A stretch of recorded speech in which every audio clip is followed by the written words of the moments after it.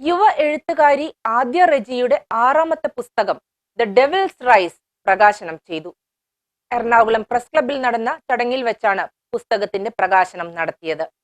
Doctor AC. പീറ്ററിൽ നിന്നും ആദ്യ പ്രതി ഡോക്ടർ നൈനാൻ ജോർജ് ഏറ്റുവാങ്ങിയാണ് പുസ്തകത്തിന്റെ പ്രകാശന കർമ്മം നിർവഹിച്ചത്.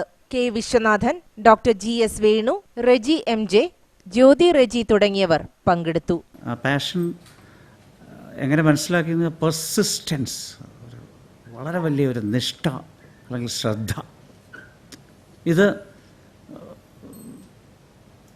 പ്രാവർത്തികമാക്കുന്ന രീതിയിൽ വായനാശീലം, റൈറ്റിംഗ്, ഇത് ചെറിയ കുട്ടിയായിരിക്കുമ്പോൾ തന്നെ ഒരു ലോവർ പ്രൈമറി സ്റ്റാൻഡേർഡിൽ തന്നെ പ്രകടിപ്പിച്ചിരുന്ന ഒരാളാണ് ആദ്യ Reji.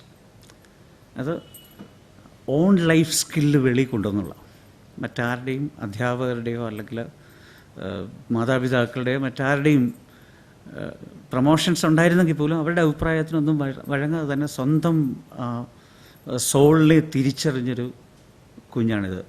Ever since I can remember, books ആയിരുന്നു എൻ്റെ സേഫ് ഹെവൻ.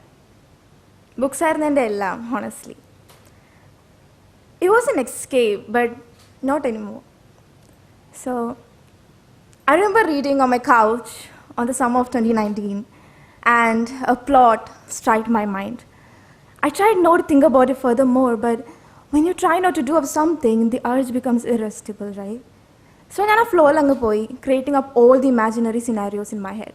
ഒരു ദുരന്തത്തിൽ വിറങ്ങലിച്ചു നിന്ന പട്ടണം അതിജീവനത്തിനായി തുടരുന്ന പോരാട്ടത്തെ ഹൃദയസ്പർശിയായ രീതിയിൽ വിശദീകരിച്ചിരിക്കുന്ന ദ ഡെവിൾസ് റൈസ് എന്ന മിസ്റ്ററി ഫിക്ഷൻ നോവലിലൂടെ പുത്തൻ വായനാനുഭവമാണ് ഈ കൃതി വായനക്കാർക്ക് സമ്മാനിക്കുന്നത്. News bureau, Ernakulam.